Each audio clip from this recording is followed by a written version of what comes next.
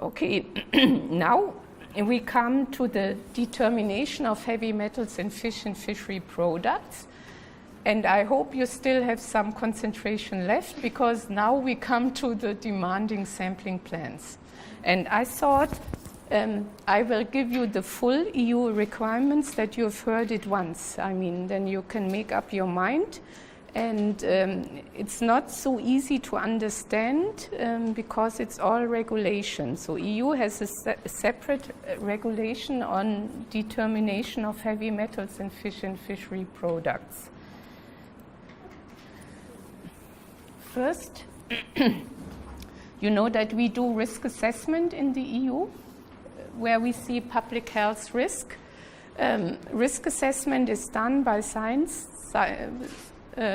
scientific people knowing the subject, and they come up with a scientific opinion, and they will advise the regulators if there is a health risk and what to do. So we have set many maximum levels for, now I covered lead, mercury, and here in this one, and cadmium is a risk considered in fish. And if you go to the regulation number 1881 from 2006, this is our regulation on the contaminants and residues. Everything is regulated there. Also heavy metals. And then you go down the different sections, and we have one section on fish and fishery products. This is not in the manual. I thought, you know, because in the manual you only find the methods. But I thought you might not understand well if this method is somehow isolated. Because this is a relevant regulation where you have all the maximum levels for substances that could cause health risks. And for mercury, we have under these numbers, the foodstuff is specified, for instance, fishery products and muscle meat of fish, excluding species listed here. It goes on and on. If you go to the regulation, you will find all species. And the maximum levels are different. They are based on risk assessment. So we have here, for mercury, 0.5 milligram per kilogram wet weight, and for muscle meats 1.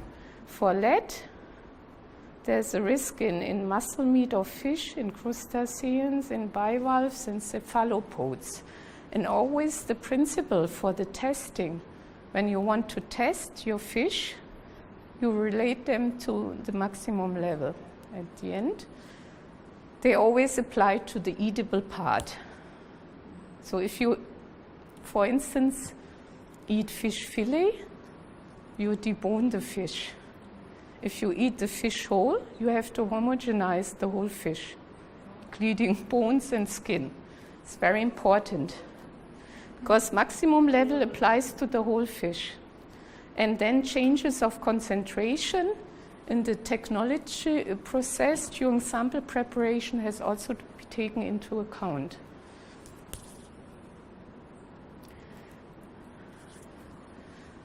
So there's high risk on cadmium in certain fish and very low detection limit,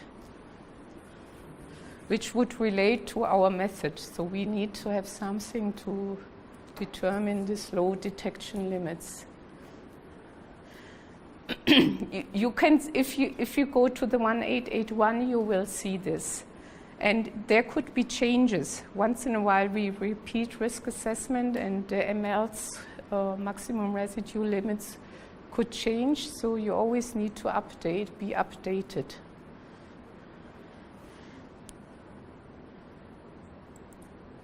So this is the regulation we have, Commission Regulation number 333 from 2007. This lays down the methods of sampling and analysis of official controls of the levels of lead, cadmium, mercury, and inorganic thin, And the others is not relevant for us now because this is not a risk in the fish. And it says in Article 1 that sampling and analysis for the official controls of the levels of lead, cadmium, and mercury, which is listed in Section 3, 4, and 6 in Annex of the Regulation 2, shall be carried out in accordance with the Annex of this regulation. It's very complicated, but I have translated everything for you. We will go through the annexes, but it's kind of like legislation if you go through. What we had, I checked, there was a last amendment in April 2016, it's quite relevant, which has the number 2016-582, which doesn't tell us anything.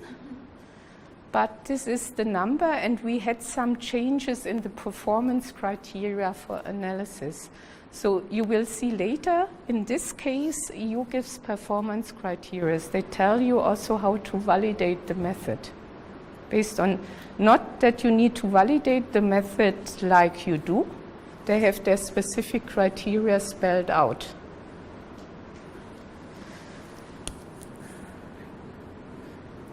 And it's for official controls, not for industry.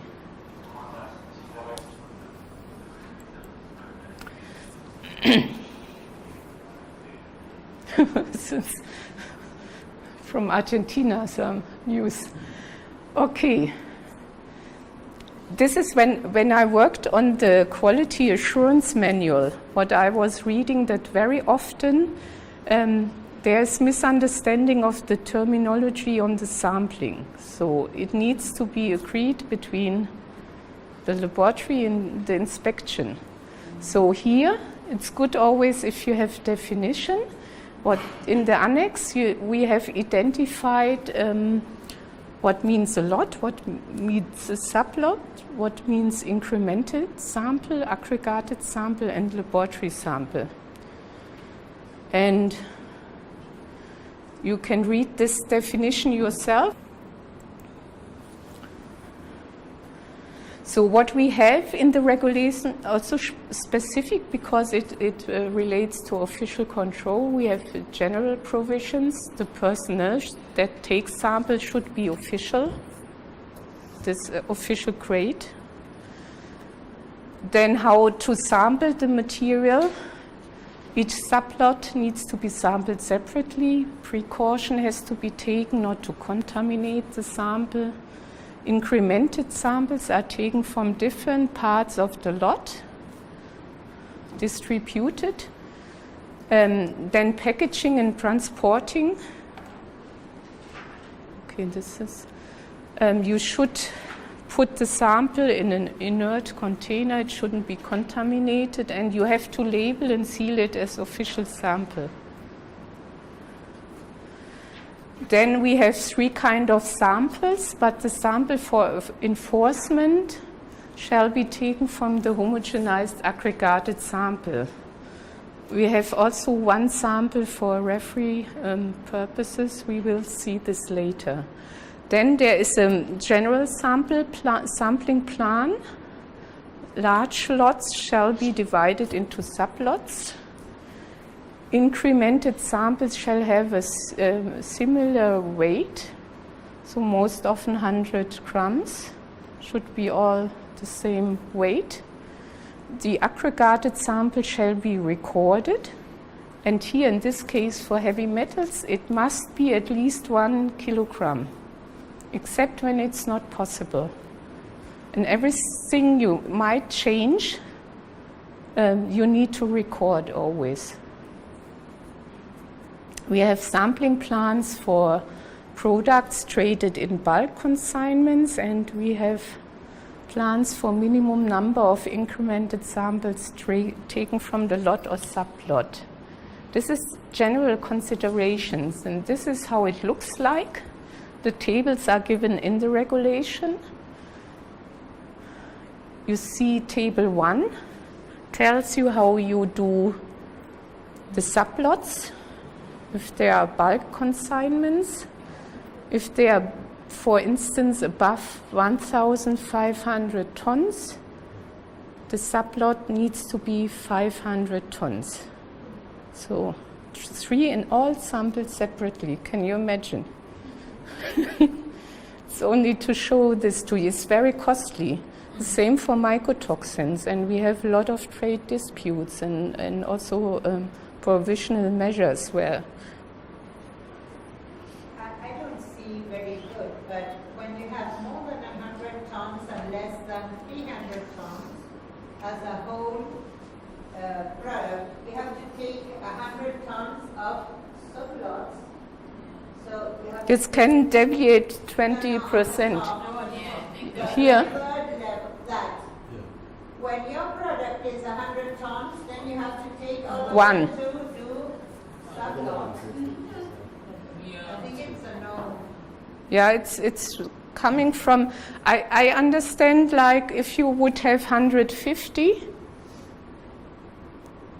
you do maybe 2. Okay. Because what it says, that you can have a deviation of 20%. But okay, our example will be now preparation of the laboratory sample.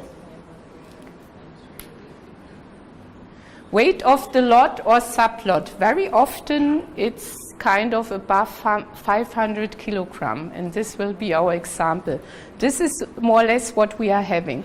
And for this size of consignment, we have to take 10 incremented samples from the lot.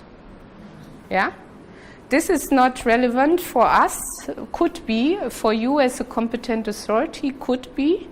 This relates to packages and units. We have a different sample plan for this. I mean, you have to once, really, if you want to implement, you have to once sit there. And what I find astonishing is, for instance, the German reference laboratory, they know all about this. Also, they are laboratory people, and they train the inspectors. Now we have some general consideration always with heavy metals. Later on, if we do the analysis, the room has to be very clean. There shouldn't be any trace of heavy metal to be measured. You need a very good cleaning plan. And anything, this comes so many times because it's really could influence your test result. Everything what comes into contact with the fish should be made of inert material. It's written in the legislation so many times. If you take a rusty knife, you can imagine, because we measure at very low limit of detection. Also, if you don't dust your laboratory, you could have, and the aircon is somehow blowing, you could have cadmium in the air. So in all emission could be everywhere. So this is to be considered. The room has to be very separate, alone. I mean, very often heavy metals laboratories, it's a separate room. There you have the AAS in. And this is the overall principle that this representative, or also later on the homogenate, shall not be recontaminated. So all the sample material that is receiving in the laboratory is used for preparation of the laboratory sample. So we don't test extra. Separate, we will have an aggregated sample later on. The laboratory sample is representative to the maximum levels that were set in the 1881. So we did all the sampling, and 10 samples arrived. We do homogenization, and then we get the laboratory sample, and the results from this is representative with the MRLs. So the analyst must ensure that there is no contamination during sample preparation. Wherever possible, apparatus, equipment coming into contact with the sample should not contain heavy metals. So for instance, if you do microwaving, the inlets have to be made of inert material. Is someone having microwave digestion apparatus? No? Oh.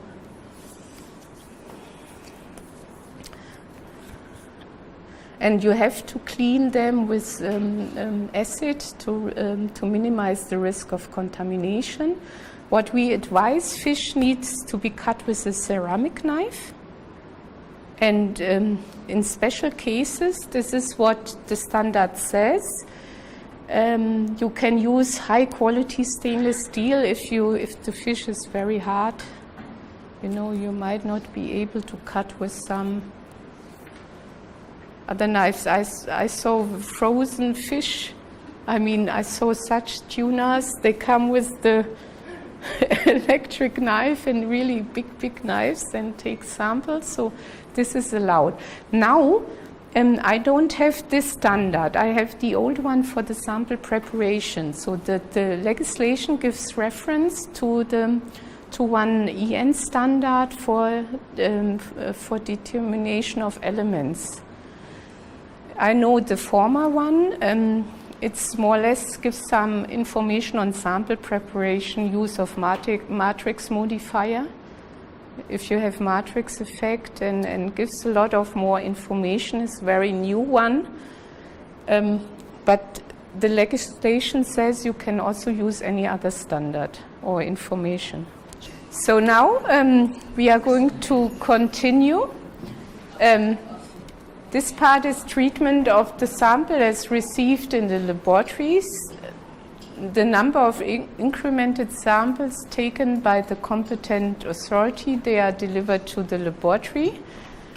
It should be 10. They are sealed so that you know nothing was manipulated in between.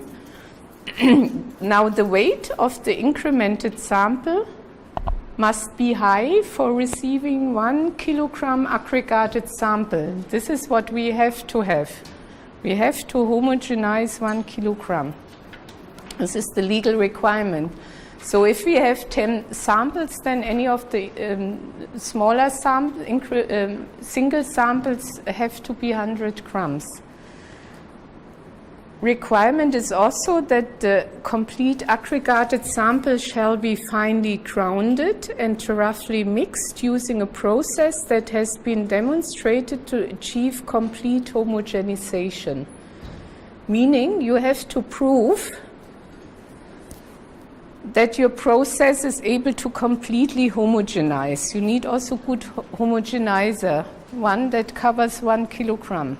But we will see later. I will show you what the German reference laboratory is doing, because it's not easy to get such an homogenizer.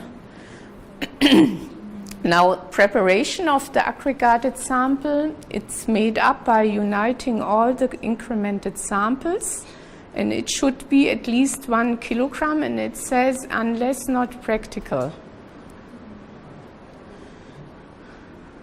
And as said again, this is repeated also, the weight of incremented samples has to be so large as possible that the aggregated sample weight is 1 kilogram. Now coming to the sample preparation, we prepare sufficient homogeneous sample. We avoid contamination with the elements we want to determine. This was mentioned many times in the legislation, and it covers all processes you do with the sample, from receiving, unpacking, homogenizing, cutting, everything. So you use no reagents during sample preparation, but the water has to be very pure. It shouldn't contain the heavy metals you are looking at. This is why also water quality is very relevant. So you have to have a very good water quality, and you have to check it once in a while. So you check conductivity, because this would be a great source to introduce heavy metals into the sample again. Then you use a special grinder to homogenize. And also in this process, you shouldn't introduce a secondary contamination. So everything what comes into contact with the sample should be inert. Also the tubes later in the microwave digester should be inert, and also the equipment coming into contact direct with the sample shall be cleaned, very roughly cleaned. This is also explained in the standard for sample preparation, how to do this. And if you need to store the sample, it should be stored in such a way that the composition is not changing. And if you need to store away the sample, it has to be deep freezed. Because we have also in this case, because it's official controls, you keep from the homogenized sample 2 portions for any trade concern, for any more or less second opinion. Wait, why did you say you have to keep it frozen? We will see later. If you homogenize the sample, you take 1 sample for the enforcement, which you analyze directly, and you keep 2 portions of the homogenized sample you store away for a certain time in case there is an official request or trade dispute to check again. This is really highly official controls stuff.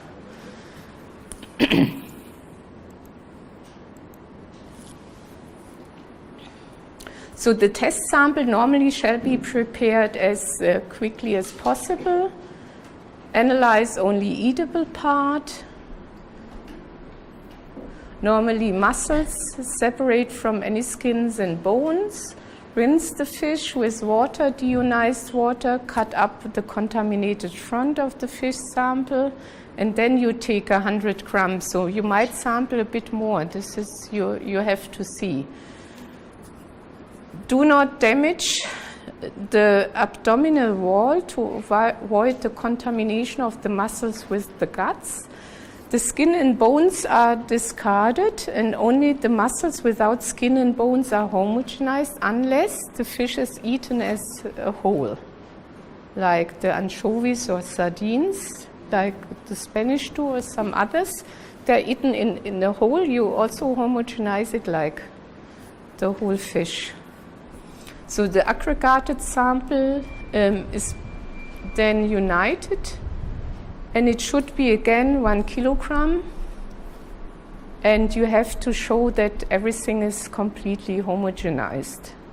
Normally also you need to have an SOP on this process, or you do sample preparation, and you have to prove the complete homogenization. You might spike and do some recovery. And everything should contain what comes into contact again with the fish, shouldn't contain any of the trace elements you want to analyze. So I was once with a group at the German laboratory doing the heavy metals. We have 1 official laboratory, so Germany has not such a lot of fish, but we have the North Sea, and we test a lot of imports, of course, coming to the EU. So if it's entering border post, then official controls might take sample from trade and bring it to our official German reference laboratory. So the competent authority, in this case, they have changed the procedure a little bit, because they say they deviate from the 1 kilogram homogenization because they say it's not practical enough. And they say their aggregated sample is 250 grams, so they take 10 times 25 grams of the homogenates. And from this, I will show you in another slide, then you will see how it works. They take the 3 samples, and each has 80 grams, and they divide it into the laboratory sample. This will be injected into this, or will be used for the analysis. And then they have a trade and referee sample. So this is required also by the legislation. and they are stored in the deep freezer. And they use, for instance, this Crindo mix for the homogenization. It's also closed, so that it cannot be contaminated. And it only covers, you see, 0.7 liters. So it's difficult to get this big homogenizers. I mean, it's especially for mycotoxins, Turkey is producing, but yeah.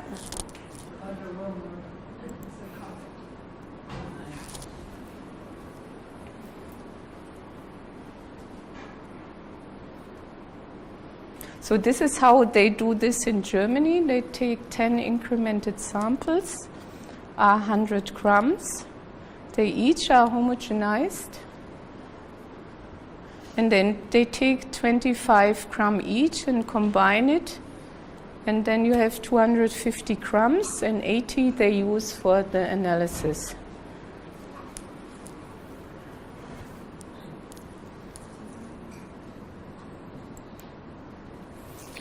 Now this was the sample preparation. Coming to the test methods, EU is not specifying the test method. You select the ones, and if you go, for instance, to the EU reference laboratories for heavy metals in food and feed, they have a list of all international methods for testing heavy metals online. You see all the different methods that are existing. What most of the laboratories use is this European standard.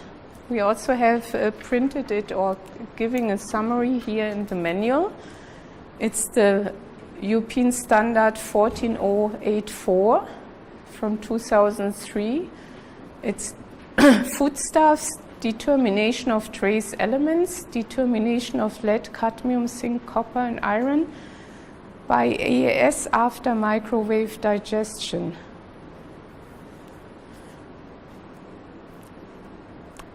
And this is the standard of choice to reach also the detection limits or the method.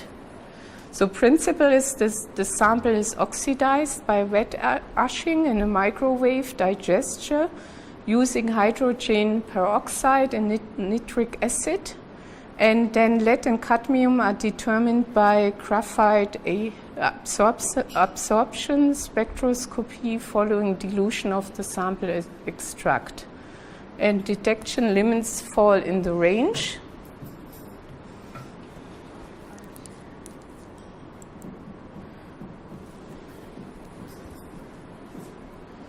Again, these are the equipment needs for the methods.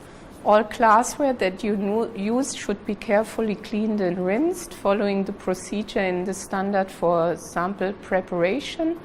You would need a microwave digester, complete with the vessels, AAS with graphite furnace, autosampler, full data measurement recording system, the lamps, then the Waring blender for the homogenization, the tubes and vials, also the smaller ones made from inert material. And I put there also ceramic knife for cutting the fish. Reagents are nitric acid, hydrogen peroxide, lead, cadmium, certified reference standards, standard solutions.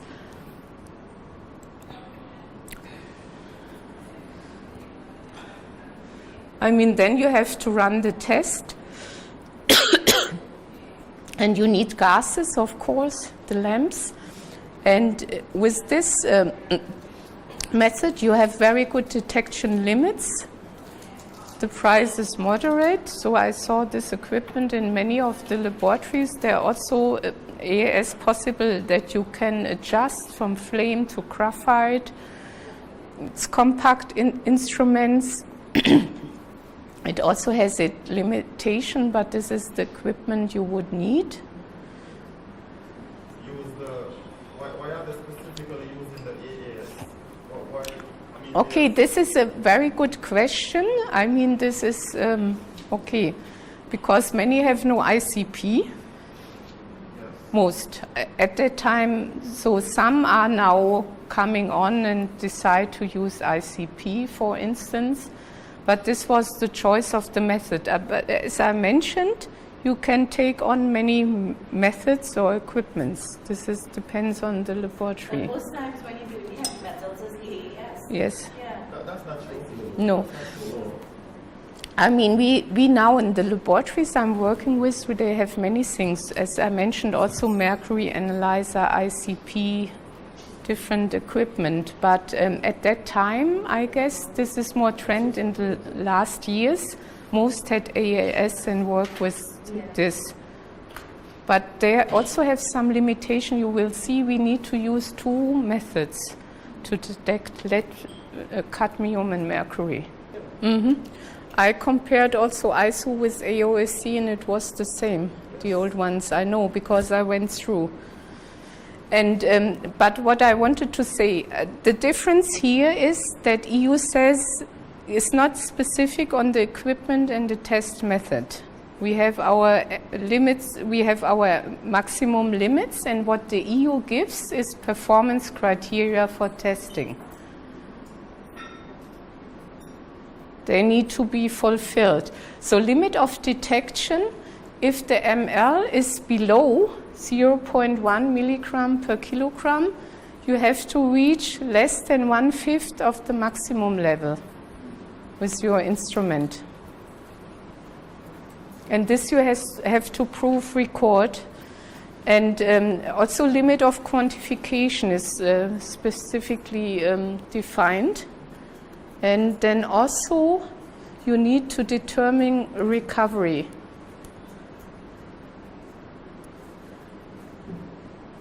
If you use extraction step.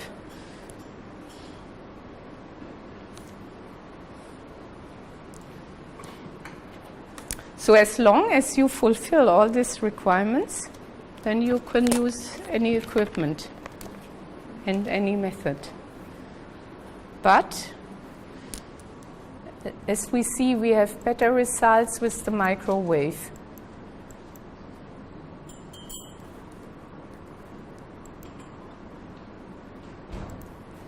I mean, our standard has this step that we say it's using microwave-assisted digestion.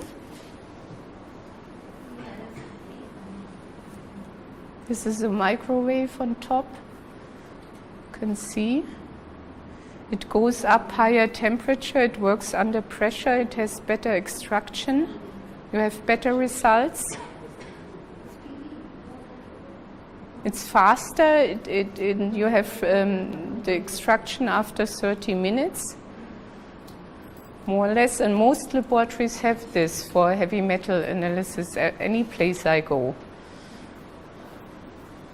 So it costs around 8 to 10,000, 6 maybe.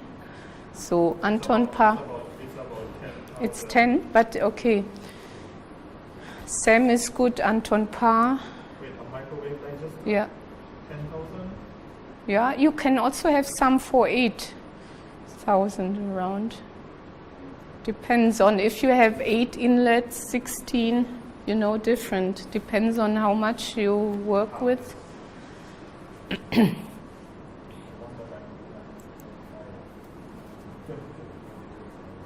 So here the procedure is given, how you portion of the sample you give digest with the nitric acid, and you add hydrogen peroxidase in a sealed vessel in a microwave digestion oven.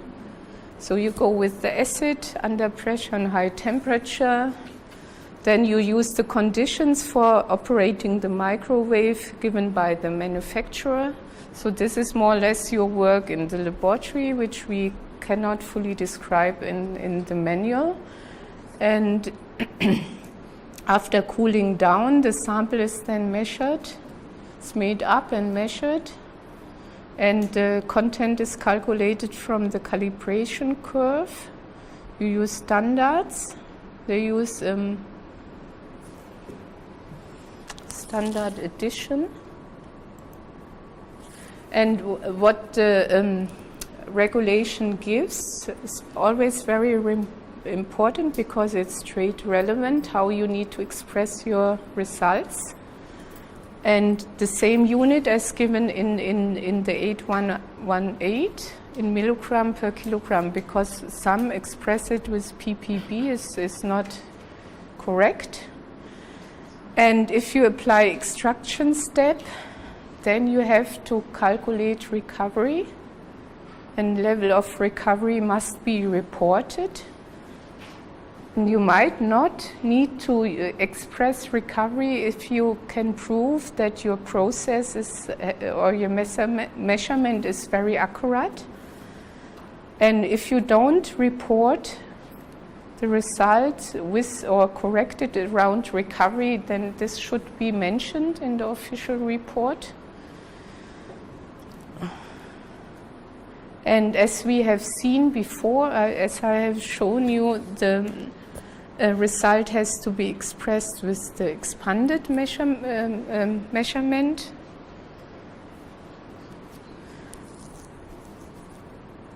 Using coverage factor of 2.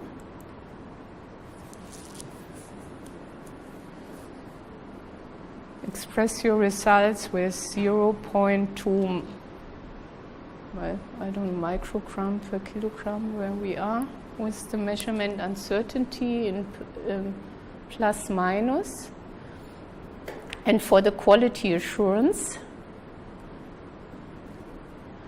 you should verify, use plunks, then you have to define the recovery, and you also should participate in proficiency testing.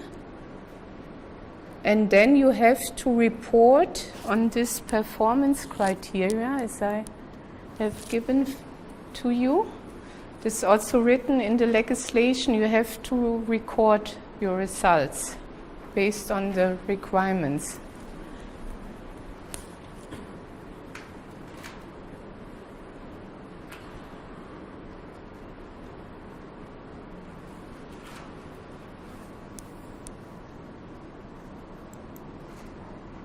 So for mercury in fish, there's another European method, 13806 from 2002, determination of mercury by CVAAS after pressure digestion. Is also using microwave digestion, and especially used for mercury in foodstuffs. I mean, you could also use mercury analyzer, follow any official method, or develop your own. Validate it fully, doesn't matter. And principles are written there.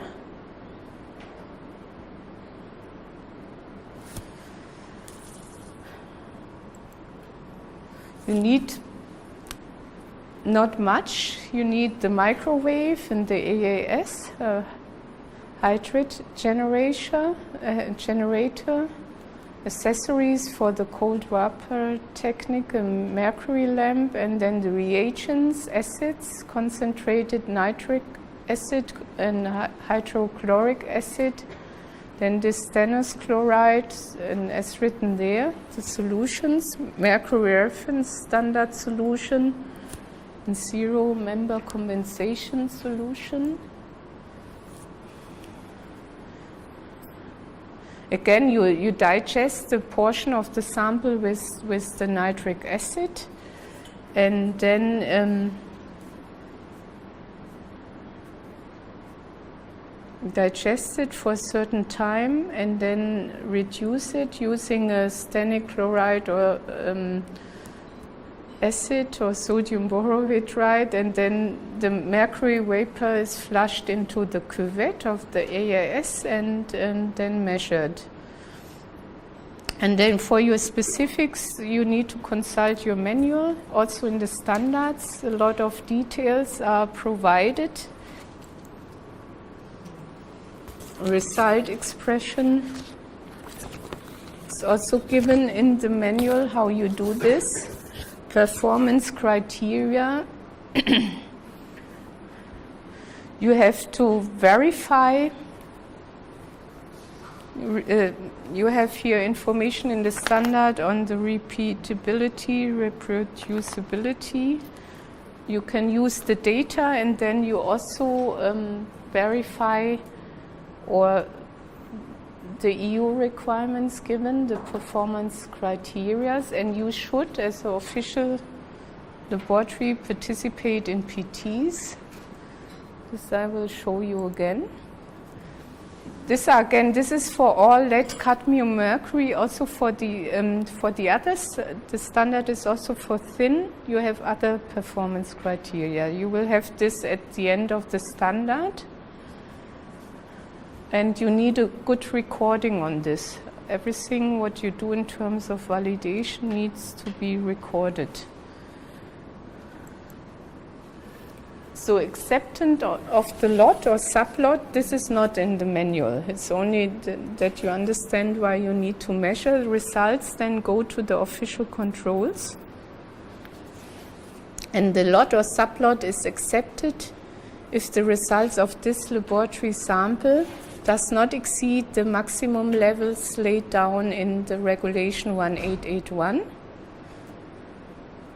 Taking into account the expanded measurement and uncertainty and the corrections of the results of recovery.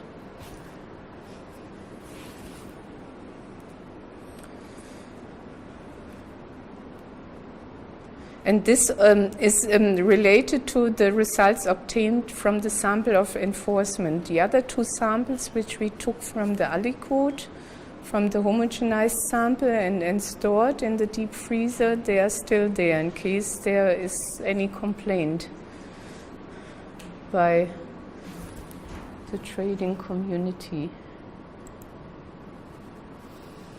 So, and then there are also the requirements we discussed yesterday for the laboratories working in official controls. You have to validate using the method, using the validation criteria that are provided in the 882. This is the regulation on official controls. Your laboratory should be accredited on the method you use. If you use these two standards with the AAS technique, then you put these two methods into scope of accreditation. And if you would like to use ICP method, then you give preference to this. You need to participate extra in proficiency testing. You apply your internal quality control, and best would be you use certified reference material.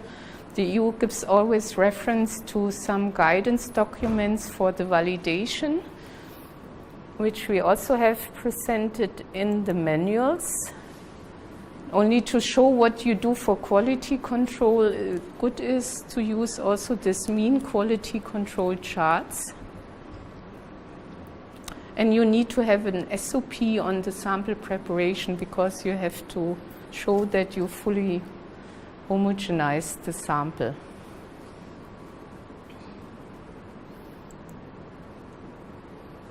So what is relevant for the accuracy of your results is more or less also the handling. As we said many times, it's also specified very often in the regulation. Everything has to be handled carefully, not contaminated. Glassware needs to properly be cleaned, rinsed with acid. You need to have a good water quality. And also you need to do recovery studies.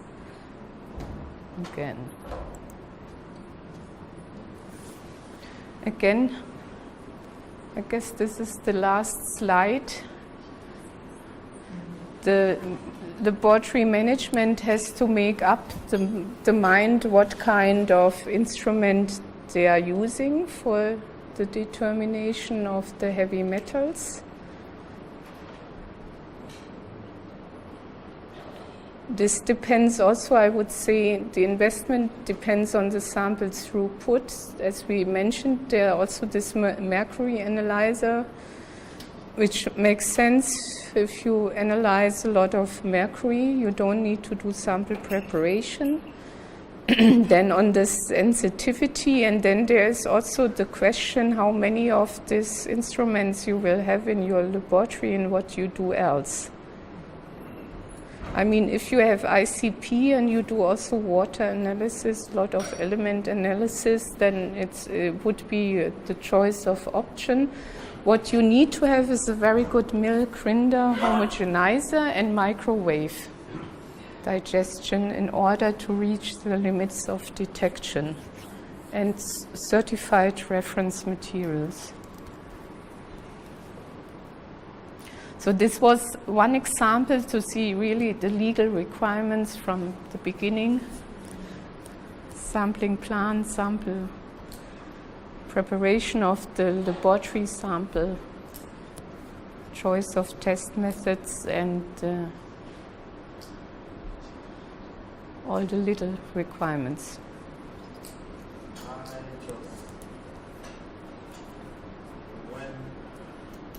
When you're going to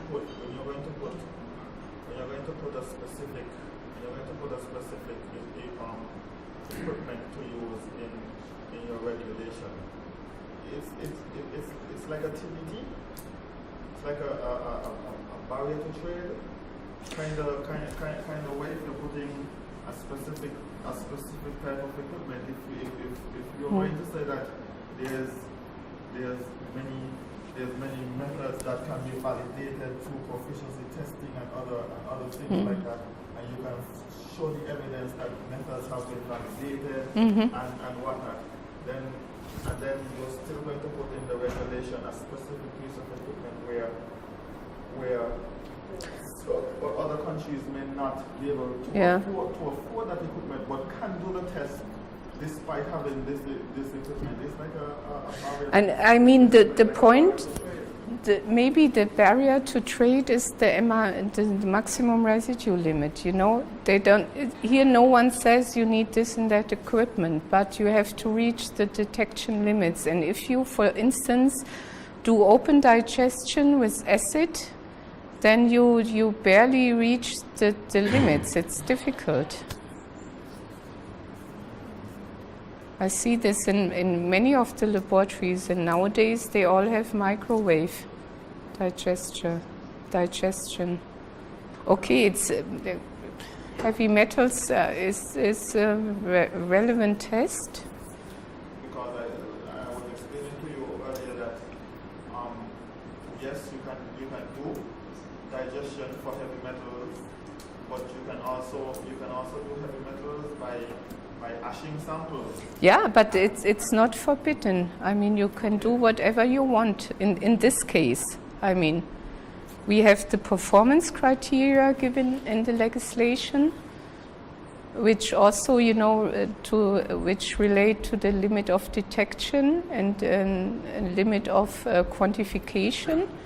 And then you should show that your measurement is accurate. You use certified reference materials. And then if you reach, I mean, you have to have a sensitive method, measurement.